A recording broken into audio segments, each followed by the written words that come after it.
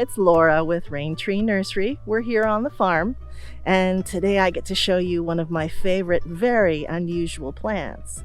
This is Cornelian cherry, Cornus moss, and it is just a gorgeous producer.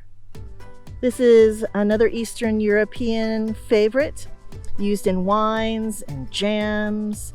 It's sort of like the late summer equivalent of a pie cherry. Big, strong flavor, not super sweet, but has enough sweetness and complexity of flavor to really be worth growing.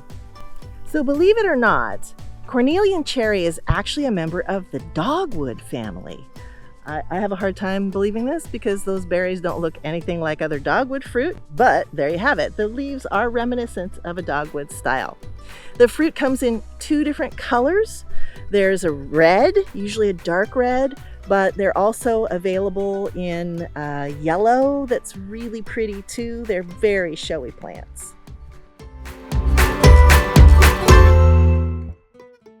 Cornelian cherry is a self-fertile plant. Of course, as always, you'll get more production if you have two different varieties, but you don't have to have two to get fruit.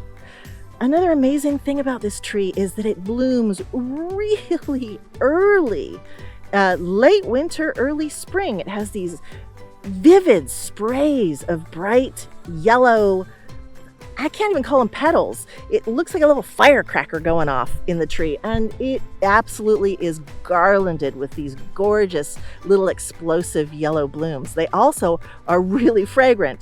So if you happen to be outside during February when these bloom, make sure you catch that scent. These are not a large tree, 12 to 15 feet. And kind of a dainty character. They tend to be kind of layered, which is a little bit more reminiscent of their dogwood heritage, but definitely not an overwhelming grower. So this is a tree that you can grow in full sun to part shade. I've seen them grown in pretty shady circumstances. They don't produce a lot of fruit if you grow them in more than half shade. So it's, once again, a very versatile tree. I have mine in full sun and it gives me a lot of fruit. And since I'm after the fruit, I'm happy. Once again, the quiotic nature of Cornus moss. It is one of the earliest things to bloom in my fruit-bearing landscape. And it is one of the latest things to ripen, oddly enough. So we're here, it's early October on the farm. And you can see there is still green, medium colored, and then beautiful dark berries. You can tell when they're ripe, when they're soft. These are not quite ripe. They will be soon. Once again, a very easy to grow plant, very widely adapted.